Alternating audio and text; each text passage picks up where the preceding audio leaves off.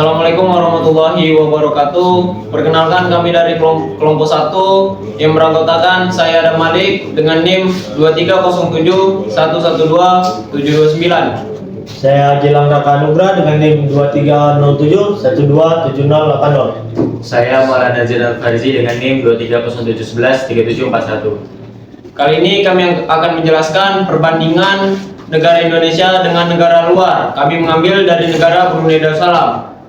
Indonesia adalah negara demokratis terbesar di dunia dalam hal populasi. Demokrasi di Indonesia didasarkan pada konsep Pancasila yang merupakan dasar negara dan Undang-Undang Dasar 1945.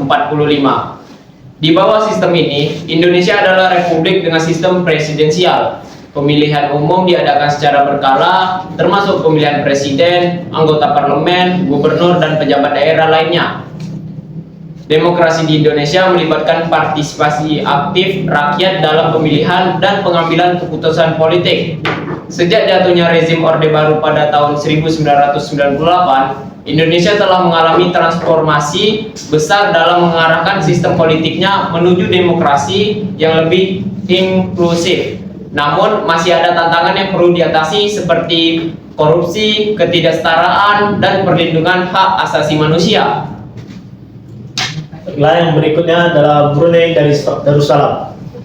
Brunei Darussalam adalah negara yang berbeda dalam hak sistem pemerintahannya. Brunei adalah monarki mutlak dengan Sultan Brunei yang memiliki kekuasaan eksekutif dan legislatif yang luas. Sistem politiknya sangat otoriter dan kurang demokratis. Partisipasi politik rakyat dalam pemilihan atau pengambilan keputusan politik sangat terbatas. Di Brunei, hukum syariah telah diberlakukan secara lebih ketat dan ini memiliki dampak signifikan pada hak-hak individu dan kebebasan beragama. Perbedaan demokrasi antara Indonesia dan Brunei sangat mencolok, dengan Brunei menjadi salah satu negara paling otoriter di dunia. Selanjutnya, kelebihan dari demokrasi Pancasila. Pancasila sebagai dasar negara Indonesia memiliki beberapa kelebihan dalam konteks demokrasi ketimbang Brunei Darussalam. Yang pertama ada partisipasi rakyat. Indonesia menganut sistem yang memberikan lebih banyak kekuasaan kepada rakyat dalam pemilihan umum dan pengambilan keputusan politik. Rakyat memiliki peran yang lebih aktif dalam menentukan arah negara dan memilih pemimpin mereka. Yang kedua, perlindungan hak asasi manusia. Meskipun masih ada tantangan dalam perlindungan hak asasi manusia, Indonesia memiliki dasar hukum yang lebih kuat dalam hal hak asasi manusia. Beberapa isu hak asasi manusia diakui dan diperdebatkan di tingkat nasional dan internasional. Yang ketiga, kehormatan terhadap keberagaman. Pancasila menekankan pentingnya keberagaman dalam masyarakat Indonesia. Ini menciptakan kerangka kerja yang mendukung toleransi dan inklusivitas antara berbagai kelompok agama, etnis, dan budaya. Yang keempat, kemajuan ekonomi. Indonesia adalah salah satu ekonomi terbesar di dunia dan mengalami pertumbuhan ekonomi yang signifikan. Sistem demokrasi yang inklusif telah mendukung perkembangan ekonomi yang lebih kuat. Lanjut, demokrasi Pancasila di Indonesia juga menunjukkan peran penting dalam merespon berbagai isu sosial dan politik yang dihadapi oleh masyarakat Indonesia. Kepemimpinan yang dipilih oleh rakyat, dalam hal ini presiden, harus memperhatikan aspirasi dan kebutuhan yang beragam dari berbagai kelompok masyarakat. Keberagaman agama, etnis, budaya, bahasa di Indonesia menuntut pendekatan yang inklusif dan menghargai pluralisme dalam pengambilan keputusan. Sementara itu, di Brunei Darussalam, di mana kekuasaan berpusat pada monarki absolut sultan, keputusan politik dan hukum syariah, tidak tunduk pada mekanisme demokratis. Ini dapat memunculkan tantangan terutama dalam hal hak minoritas dan hak asasi manusia. Keterbatasan partisipasi politik rakyat juga dapat mempengaruhi kebijakan dan regulasi yang tidak selalu mencerminkan beragamnya pandangan dalam masyarakat. Selain itu, penting untuk mencatat bahwa Indonesia adalah negara demokratis yang aktif dalam diplomasi regional dan global. Sebagai anggota G20 dan sebagai salah satu negara terbesar di Asia, Indonesia memiliki peran penting dalam kerjasama regional dan menekankan prinsip-prinsip demokrasi dan hak asasi manusia. Ini menggambarkan bagaimana sistem demokrasi dapat memiliki dampak yang lebih luas di tingkat internasional.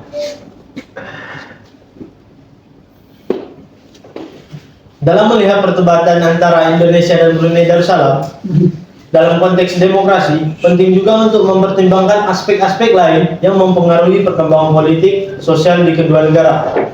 Yang pertama ada sejarah politik. Sejarah politik Indonesia mencakup perjuangan panjang untuk mendapatkan kemerdekaan dari penjajahan Belanda yang akhirnya dicapai pada tahun 1945. Proses tersebut membentuk fondasi demokrasi modern di Indonesia yang diwujudkan dalam konstitusi dan falsafah Pancasila. Yang kedua ada Brunei Darussalam. Brunei Darussalam memiliki sejarah politik yang berbeda dengan monarki yang telah berlangsung selama berabad-abad. Negara ini telah mengalami perkembangan politik yang berbeda dengan Indonesia dan memiliki kekuatan politik yang kuat yang berpusat pada sultan. Berikutnya peran agama. Di Indonesia adalah negara dengan beragam agama, termasuk Islam, Kristen, Hindu, Buddha, dan agama-agama tradisional. Pancasila mengakui keberagaman agama dan menghormati keterbatasan beragama serta hak dasar warganya. Brunei Darussalam adalah negara yang mayoritas penduduknya beragama Islam dan hukum syariah berperan penting dalam regulasi dan hukum negara. Ini memiliki dampak pandangan dan praktik sosial di Brunei. Berikutnya, ekonomi dan sumber daya. Indonesia adalah salah satu ekonomi terbesar di dunia dan memiliki beragam sumber daya alam. Ekonomi Indonesia sangat terdiversifikasi, termasuk pertanian, industri, jasa, dan energi. Pertumbuhan ekonomi telah memberikan dampak positif pada perkembangan sosial dan perkembangan politik. Brunei Darussalam memiliki ekonomi yang sangat bergantung pada produksi minyak dan gas alam. Ketergantungan ini dapat memiliki dampak dalam stabilitas ekonomi dan kebijakan-kebijakan sosial.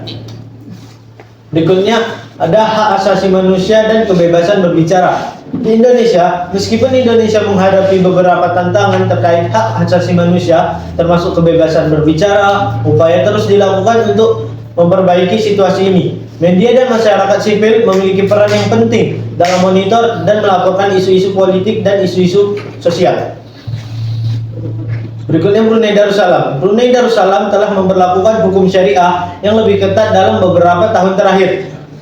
Ini telah mengakibatkan pembatasan yang lebih besar terhadap kebebasan individu dan media. Berikutnya hubungan internasional.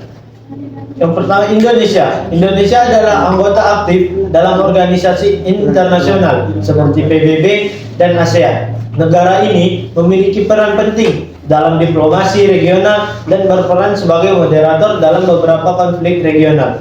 Brunei Darussalam juga adalah anggota ASEAN dan berperan dalam diplomasi regional, terutama dalam hal isu-isu keamanan dan ekonomi.